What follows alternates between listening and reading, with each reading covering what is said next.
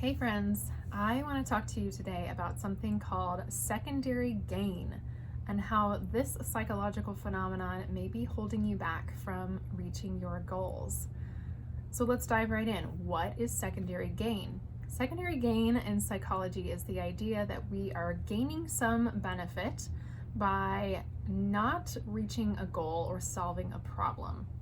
So this is often used when we talk about health issues and chronic illness, but it can also be applied to other areas of our lives like relationships or career. So again, the idea of secondary gain is that we are gaining something by not solving a problem. So this is kind of under the umbrella of self-sabotaging behaviors. Again, our brain, our primal brain, is always looking out for us. It's always trying to preserve our safety. So when it feels like one of those facets of safety or security is under threat, it is going to block us from moving forward. So secondary gain is something that is in play with almost every single person I've ever worked with, but especially with people with chronic illness. So again, a secondary gain is kind of one of those confrontational kind of things. So if this is ruffling some feathers, I just invite you to take a deep breath and listen to this with an open mind, because I guarantee that there is some aspect of secondary gain at play in your life.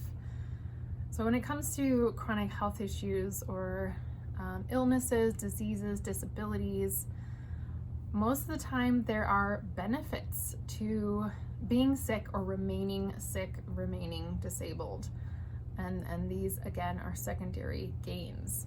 So some examples of secondary gains are, like, if you were to receive a diagnosis of some type of, serious illness or cancer, maybe this is the first time in your life that you've received love, encouragement, or support. People are showing up for you. People are doing tasks for you or feeding you or things like this. So in your psychological brain, your primal brain, you're going to say, oh, there are benefits to being sick. Why would I want to heal? Some other benefits, secondary gains, may be very literal benefits for a lot of people who are on disability or any other kind of state or county run, programs.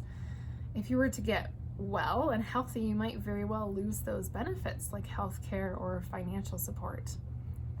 Other secondary gains are, being able to use your illness or physical symptoms as an excuse to get out of, social events or other obligations that you don't want to do. Secondary gains can be things like, I'm sick, so I don't have to work. I have fewer financial obligations, or now I have an excuse to quit that job that I hate. All of these things are under the umbrella of secondary gain. So hopefully you can see why these can, on an energetic level, keep you from moving forward, keep you from healing.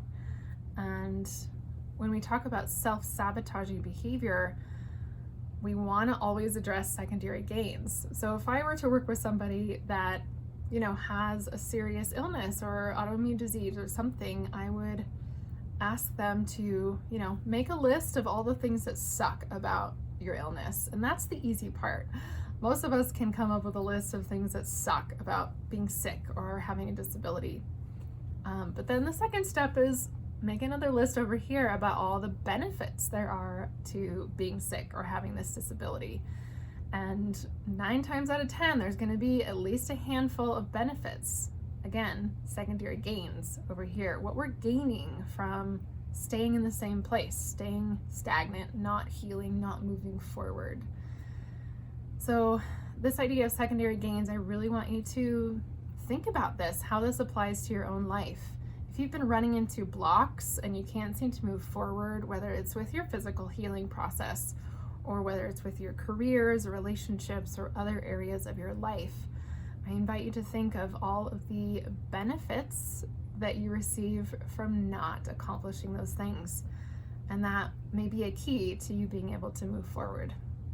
So I hope this was helpful about secondary gain and this very, very fascinating psychological phenomenon.